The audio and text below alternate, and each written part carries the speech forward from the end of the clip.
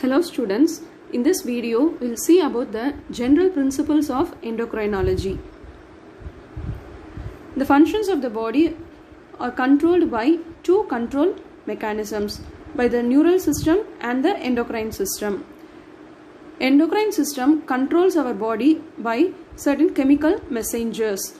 It has slower action, that is long latency period, and the chemical substances secreted into the blood go and act on large number of cells throughout the body and has prolonged action.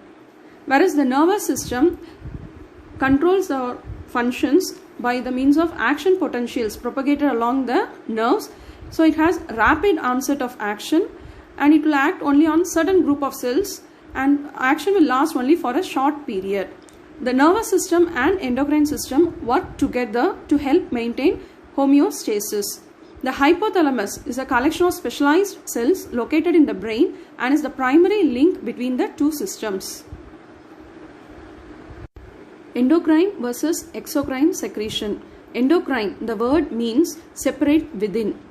The endocrine gland secretes chemical substances called hormones directly into the bloodstream, while exocrine gland secretes its product called enzymes into the lumen of a duct. The major endocrine glands of a body include the hypothalamus and pituitary gland, thyroid gland, parathyroid gland, adrenal glands, pancreas and gonads. Other organs with endocrine function include heart, which secretes atrial natriuretic peptide, gastrointestinal tract, which secrete many gastrointestinal hormones like gastrin, secretin, cholecystokinin, VIP and so on, and kidney, which secretes renin, erythropoietin and causes activation of dihydroxycholecalciferol. Pineal gland, which secretes melatonin, skin, which secretes which synthesizes vitamin D3, that is calciferol, liver secretes insulin-like growth factors, platelet secretes platelet-derived growth factors, lymphocytes secrete interleukins, placenta secretes many steroid hormones and so on. The word hormone was put forward by Starling in 1905. The word means I excite. The word was coined by Starling in connection to the discovery of the secretin hormone.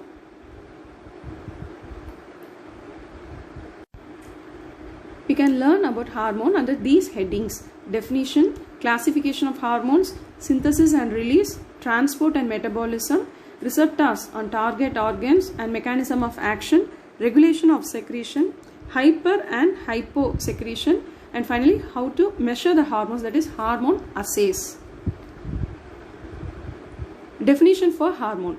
Hormones are nothing but the chemical messengers secreted by endocrine glands into blood circulation in small amounts in response to a specific stimulus and transported to specific target organs where they elicit morphological, physiological and biochemical responses. Classification of hormones.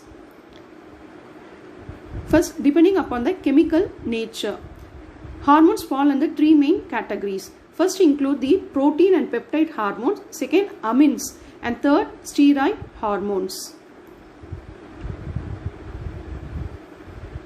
Second classification, depending upon the secretion. Most of the hormones are secreted by the classical endocrine glands. They are called, and some hormones are secreted by the neurons and they enter into the blood circulation. They are called neurocrine hormones. For example, oxytocin and ADH secretion by the posterior pituitary. Third classification, depending upon the site of the action. Mostly hormones are secreted into the blood. They are transported to distant target organs where they elicit their response. Whereas some hormones will diffuse to the nearby cells and they will elicit the response. For example, in the endocrine pancreas, we have alpha cells and beta cells. Alpha cells secrete glucagon and beta cells secrete insulin. Insulin from the beta cells will diffuse in the interstitial fluid and go and inhibit the alpha cells secretion of glucagon. That is called as paracrine effect. And thirdly, hormones have autocrine mechanism of action also. That is, the hormone secreted by the particular group of cells, they can act on themselves to inhibit their secretion. So that is autocrine fashion. Depending upon the mechanism of action, hormones can be grouped into two. Group 1 hormones, Group 2 hormones. So Group 1 hormones have intracellular receptors. So receptors are nothing but large protein molecules present in the cell which will attach with which will receive the hormones. So in Group 1 hormones, which will have the receptor is inside the cell. Whereas example for this Group 1 hormones include steroid and thyroid hormones. Group 2 hormones, they will not enter the cell. They have receptors over the cell membrane and they will cause their actions through second messengers within the cell. Hormone synthesis and release. Synthesis and release of protein hormones. The protein hormones are synthesized like any other protein, that is by transcription and translation. Usually the protein hormones are synthesized in the form of pre-prohormone, that is inactive form.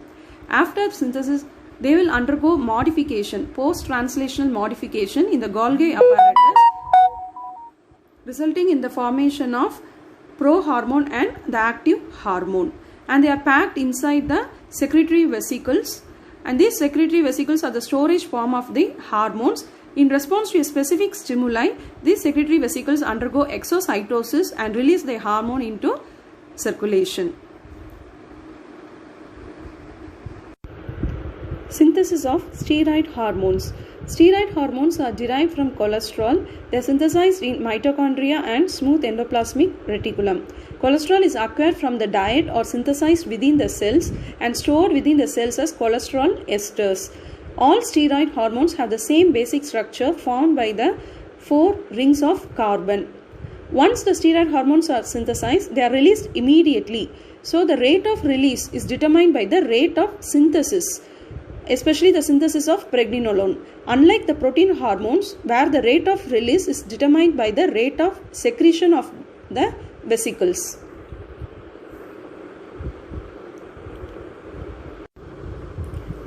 Amine hormones are synthesized from the 2 amino acids, that is tyrosine is the precursor for catecholamines and thyroid hormones. Tryptophan is the precursor of melatonin hormone. Once the amine hormones are synthesized, the granules are stored inside the secretory vesicles, and in response to the stimulus, they are released by exocytosis. So here again the rate of release is regulated mainly by secretion, like the protein hormones. Transport and metabolism of hormones.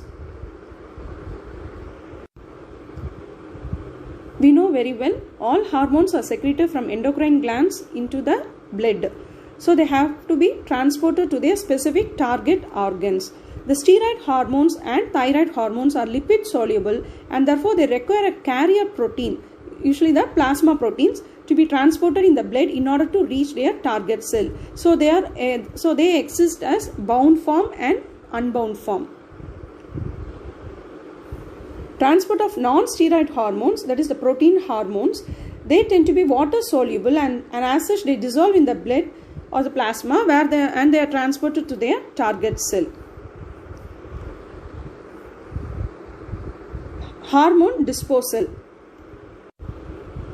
The circulating hormones are disposed of by the following mechanisms: target cell uptake and intracellular degradation, metabolic degradation or inactivation in the liver and kidney, and excreted in urine or bile.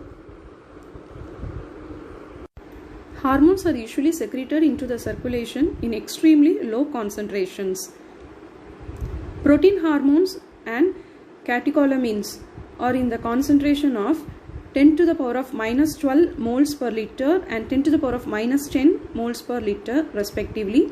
Steroid hormones and thyroid hormones concentrations are in the nanomole and micromoles per liter respectively. Most hormones are metabolized rapidly after secretion. Peptide hormones have shorter half-life, like seconds to minutes. Steroids and thyroid hormones have significantly longer half-life because they are bound to plasma proteins. The plasma protein bound form of these hormones also act as a reserve. Mechanism of action of hormones. So first we should know about the hormone receptors. Hormone receptors, they are nothing but the large protein molecules present in a target cells which receive the hormones. Characteristics of hormone receptors are receptor specificity, receptor affinity, receptor location, receptor density. Receptor specificity. Each hormone has its own specific receptor. This explains why the hormone, though it's present in circulation in all parts of the body, it will have action only on its target organs which has the receptor. Receptor affinity refers to the binding speed between the hormone and the receptor. Receptor location, as I told already, the steroid hormones and thyroid hormones will have receptors inside the cell. So steroid hormones will have receptor in the cytoplasm, thyroid hormones will have receptor in the nucleus. Whereas the protein hormones and the catecholamines, they will have the receptors on the surface of the membrane. Receptor density refers to the number of active receptors. In case of decreased hormone levels in the blood, the number of active receptors will be increased. It is called upregulation. In case of increased hormone levels in the blood, the number of active receptors will be decreased. This is called down regulation of receptors. Intracellular receptors, as I told you, steroid hormones, they will have their receptors in the cytoplasm, whereas thyroid hormone, they will have their receptors in the nucleus of the target cell. In the diagram, you can see at the top, the thyroid and the steroid hormones exist in the blood as bound to plasma proteins. When they reach the target cell, the hormone, being lipid soluble, will diffuse across the cell membrane and enter into the cell and will bind with the intracellular receptor. The intracellular receptor in cytoplasm in case of steroid hormones and in the nucleus in case of thyroid hormone, and they will form the hormone receptor complex. This hormone receptor complex will go and activate the HRE, that is hormone responsive element in the nucleus, in the gene, and this will regulate the transcription in the step of protein synthesis, and this will modify the protein synthesis and will have action over the target cell. Next we shall see about the membrane receptors. I have told you already, the protein hormones and the catecholamines have their receptors on the surface of the cell.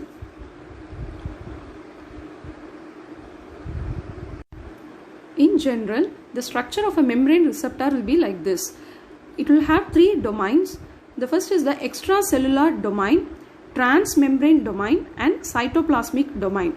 The extracellular domain is formed by the amino terminal, and it is the site where the hormone will attach, and the transmembrane domain will span the cell membrane, and the cytoplasmic domain will be inside the cell. It is formed by the carboxy terminal.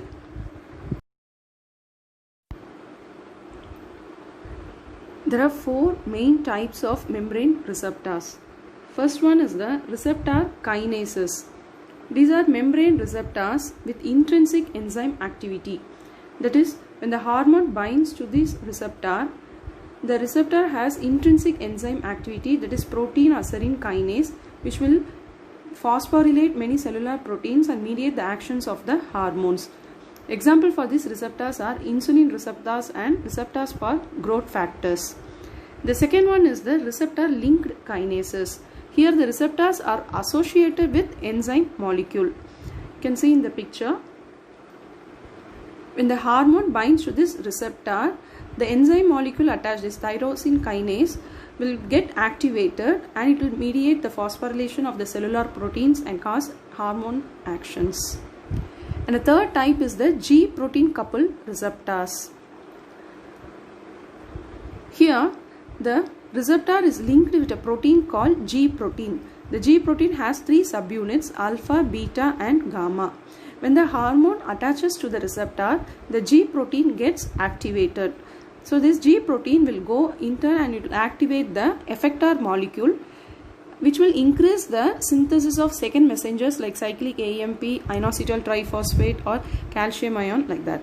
And these second messengers will go and activate the protein kinases, which will phosphorylate the cellular proteins and mediate the actions of the hormones.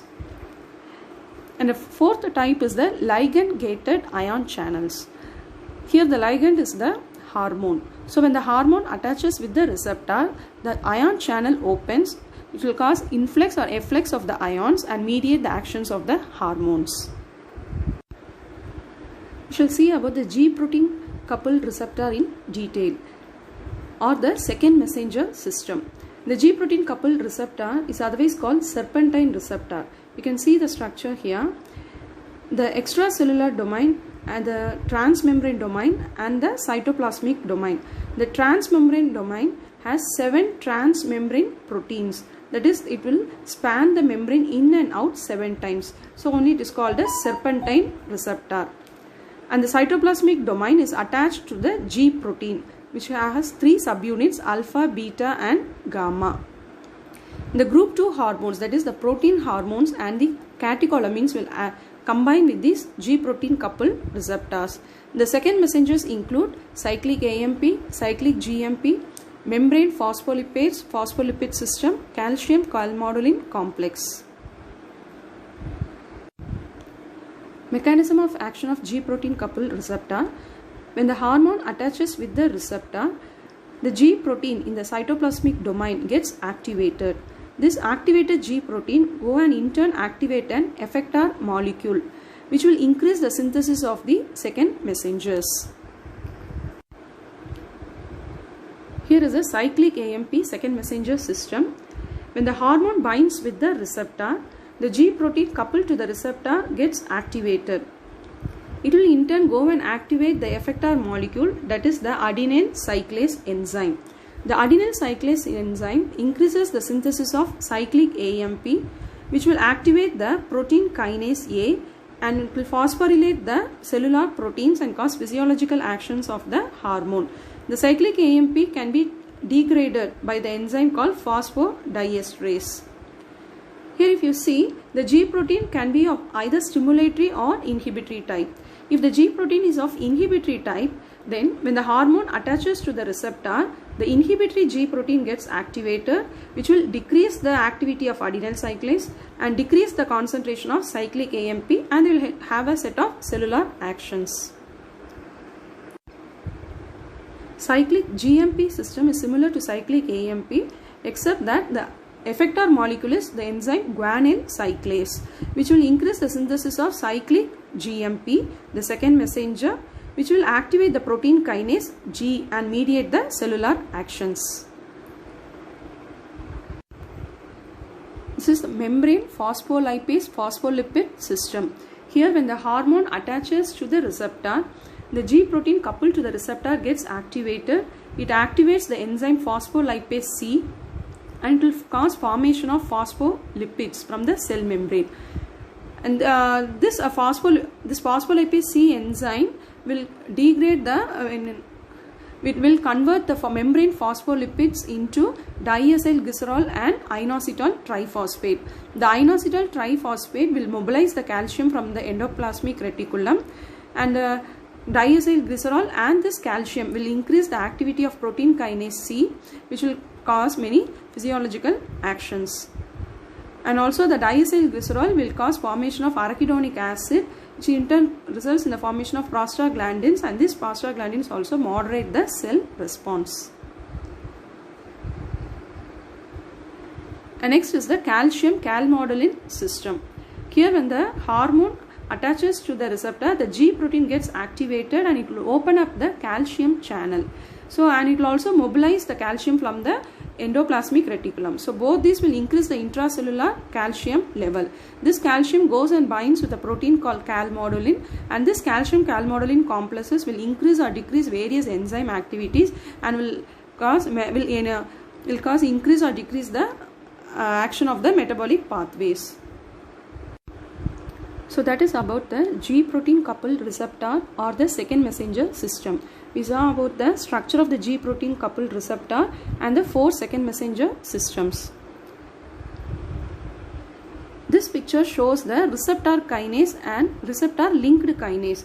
So here in the picture, A is the receptor kinase and B is the receptor linked kinase. First we shall see the mechanism of action of receptor kinase. So the figure A.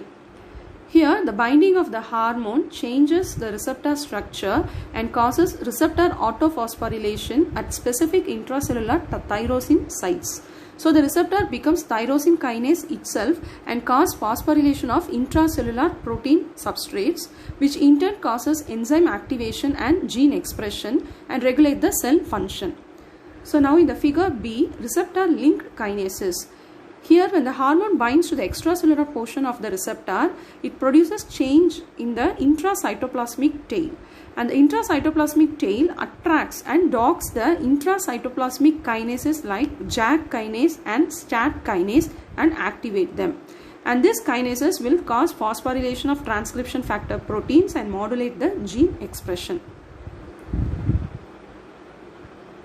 So next we move on to the regulation of hormone secretion.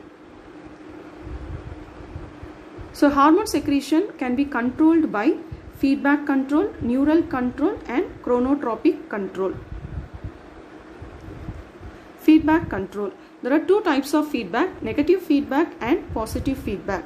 So in the figure A is the negative feedback, that is when the plasma concentration of the hormone increases, it will cause the gland to decrease the hormone secretion. So that is negative feedback. Positive feedback means when the hormone level increases in the plasma, it causes further increase in secretion by the gland.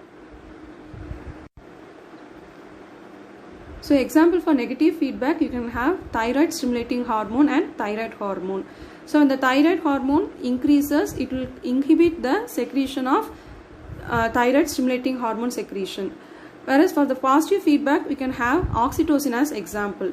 So when the oxytocin level increases, it causes further increase in oxytocin secretion in the suckling reflex. So feedback can be of two types, that is hormone feedback or substrate hormone feedback. Hormone feedback means here the hormone will regulate the secretion of another hormone by feedback mechanism. See in the diagram you can see the hypothalamus, it secretes the hypophysiotropic hormones which will act on the anti-pituitary gland to secrete pituitary hormones which will act on the target glands to secrete the target other hormones. Now if you see, the target gland hormone inhibits the secretion of anti-pituitary and the secretion of hypophysiotropic hormone by long loop feedback mechanism. The pituitary hormone will inhibit the secretion of hypophysiotropic hormone by short loop feedback mechanism, and the hypophysiotropic hormone itself will inhibit its own secretion by ultra short loop feedback mechanism. And what is substrate hormone feedback? Here for example, the blood glucose. The blood glucose, when it increases, it will increase the concentration of insulin, whereas when the blood glucose decreases, it will decrease the insulin secretion. So that is example for substrate hormone feedback. Next we move on to the neural control. So neural control acts to stimulate or suppress the hormone secretion in response to both external and internal stimuli. Hypothalamus acts as an integrating factor of nervous and hormonal control. Examples for neural control: oxytocin secretion in response to suckling, melatonin secreted in response to darkness, and antidiuretic hormone secretion in response to reduced blood volume. Chronotropic control: here different patterns of hormone secretion occurs related to time. For example, diurnal variation. Here example you can have cortisol secretion will be more in the morning, and menstrual rhythm. Here the gonadal hormones will have a different pattern according to the phase of the menstrual cycle. Developmental rhythm. For example, the growth hormone will be secreted more in growing children. Hormone assays. So these are all the various methods to measure the hormone level in the plasma. You have bioassay, immunoassay, cytochemical assay and dynamic test. What is bioassay? Here the hormone levels were assessed by injecting unknown sample of plasma in experimental animals and observing quantitatively the specific biological effect. So it is now almost not done nowadays. Immunoassay. Immunoassay, it is frequently employed nowadays. It is based on antigen-antibody reaction. We shall see it in detail in the next slide. Cytochemical assay, here it is more sensitive than immunoassay, but it is time consuming and is more complicated. Here the genesis of hormone can be detected in slices of an endocrine gland by incubating them in ascorbate enriched culture medium. Dynamic test. Here these tests are performed where one substance, this test performed here, the hormone is measured both before and after the administration of a substance to determine if the levels are stimulated or suppressed. For suppression, here there are two types. You have suppression test and stimulation test. Suppression test example, dexamethasone suppression test. So dexamethasone is a it's a steroid. So when this dexamethasone suppression test measures the response of the adrenal glands to ACTH. Dexamethasone is given and the levels of cortisol are measured. Normally the cortisol level should decrease in response to the administration of dexamethasone. Stimulation test, for example, water deprivation test. Here the individual is deprived of water for 8 to 12 hours and then the level of ADH is measured. So immunoassay includes radioimmunoassay and enzyme-linked immunosorbent assay, that is ELISA. We shall see about radioimmunoassay. Here a mixture of, so both the immunoassays are dependent on antigen-antibody reaction.